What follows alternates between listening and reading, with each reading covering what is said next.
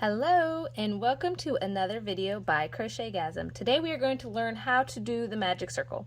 Magic circles are great for starting off crocheting in the round, and what is so really nice about them is that when you do them you can make this really small, almost non-existent little hole in the middle, which makes it really nice, tight. You guys see I'm even pulling and stretching on it and it is staying nice and small, so it's really good for starting that out.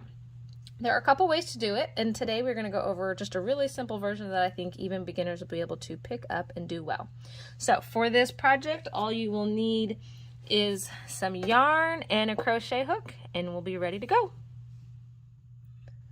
Okay, so now you're ready to get started. So as we're working with this end of the yarn that's cut off is going to be our tail, and then this other end over here, this is going to be our working yarn.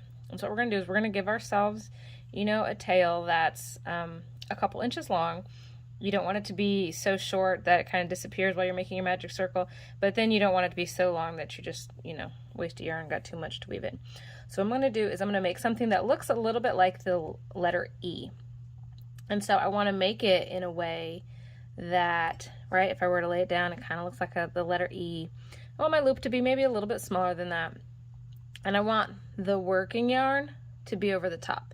And so then what I'm going to do next is I'm going to insert my hook into that little loop in my E, and then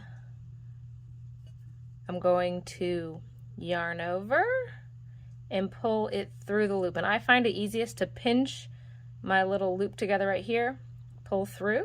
So I'm going to do that one time, and then I'm going to yarn over again, pull through, and there we go. I've kind of got my first stitch in my magic circle.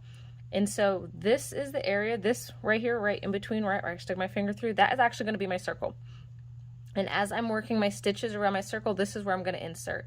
And so now I can kind of just get started. So what I'm going to do now is I'm going to make 8 chain stitches. So, and these are almost going to be just like regular stitches, except I'm inserting in my circle.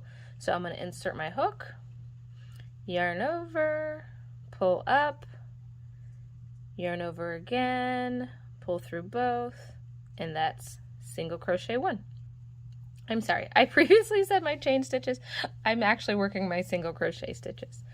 So that's 1, and then I'm just going to work in this same loop for all the rest. So insert, yarn over, pull my loop, yarn over again, pull through both loops, that's single crochet 2. And so I'm going to keep going all the way around. Every time I insert into my circle here, yarn over, pull through, yarn over and pull through both. And you'll notice when I'm doing this, I find it easiest to hold this together. So this is my tail in the circle, and I find that just the easiest place to kind of grip as I'm working my single crochet stitches. Oops. And through both, and so let's see, let's count. So I've got 1, 2, 3, 4, 5. So I'm going to make 3 more. 1, 2, 3. Okay, so I have all 8 of my stitches now. And so you see it's still a little loose, but that's okay, because that is kind of really the fun of the magic circle, is I'll be able to fix that no problem. So now I want to join my stitches together, right? I'm going to join my circle with a slip stitch. And so what I'm going to do is I'm going to insert the hook under both loops of this first stitch, yarn over, pull through, oops, pull through there, and then I'm going to pull through that loop that was already on my hook.